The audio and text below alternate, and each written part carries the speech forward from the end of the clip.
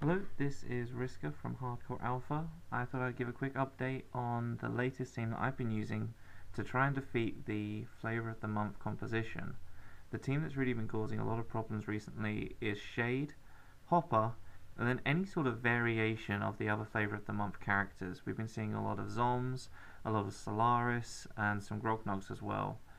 So I had a couple of videos I was going to show first. The one caveat that I'll point out though is do not run this team against a full beast team. It simply can't handle it purely because of the extra attacks that the beasts get.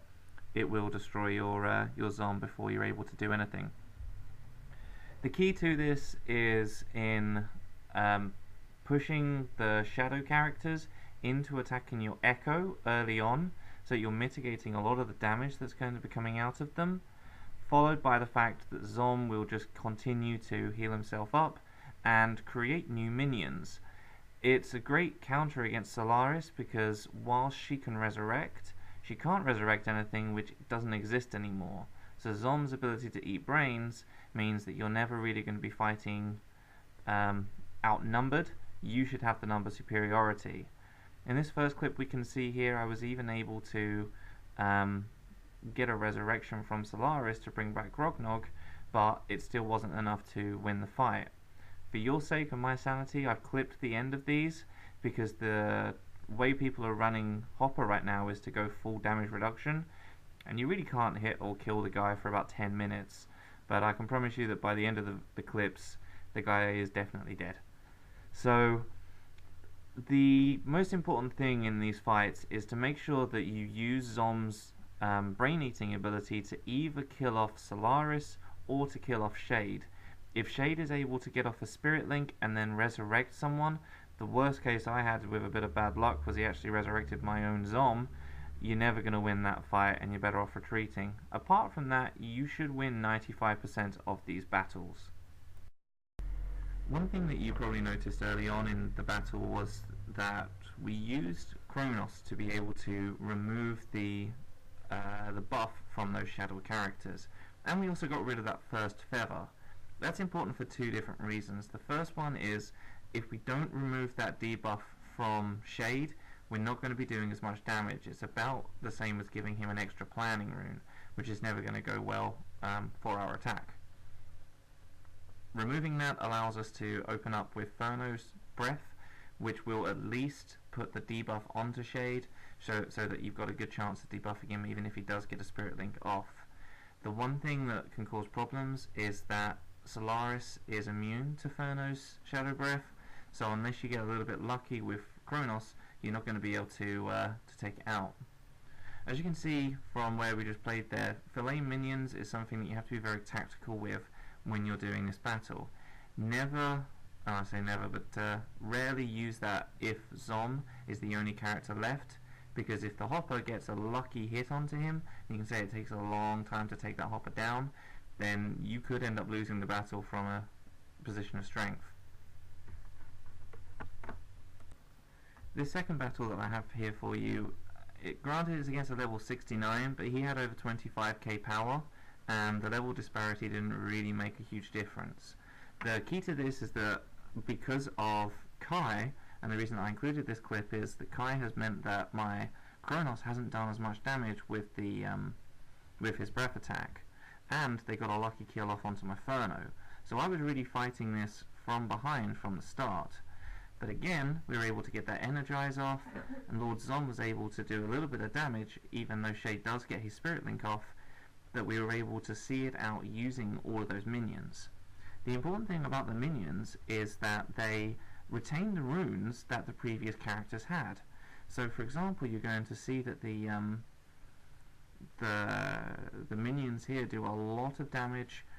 The heal ability isn't super great, but it's enough to guarantee you an extra turn on certain characters. The other good ability that you're going to get out of this is the taunt, because it forces your enemy Hopper into just burning damage onto those minions, and he's really not that effective because they rune them all now for damage reduction rather than for attack.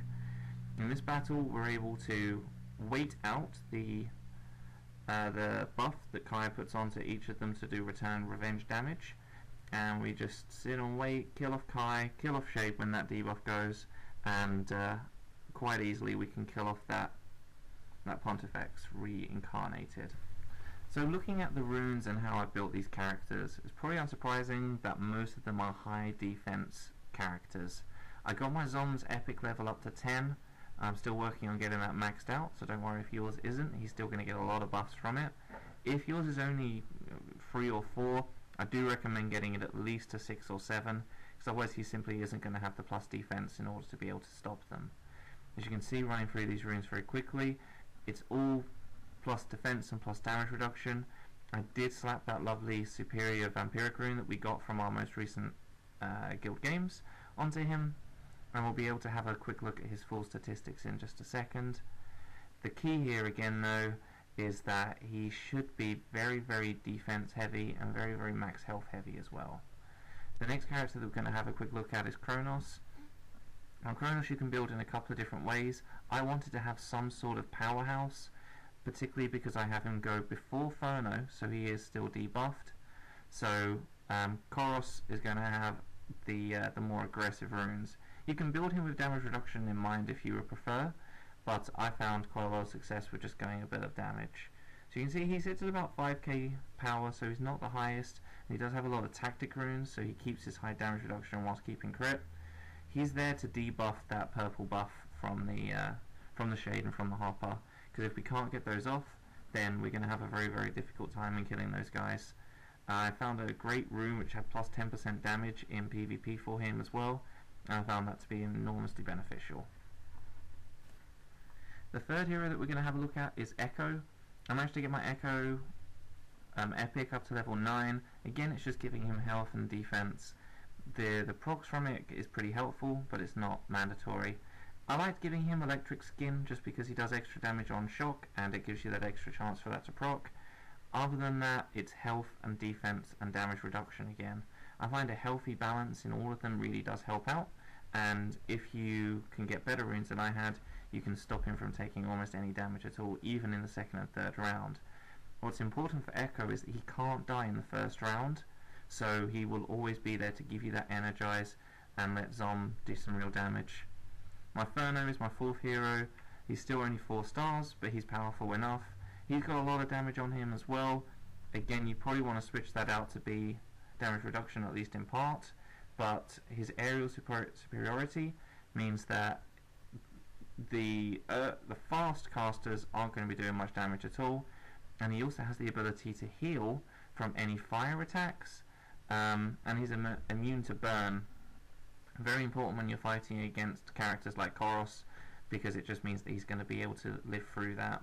Again, I've gone with attack runes on him to get the extra damage to try and kill off Shade. Experiment a little bit and try and go a little bit more defensive, and you'll probably see even more success than I found.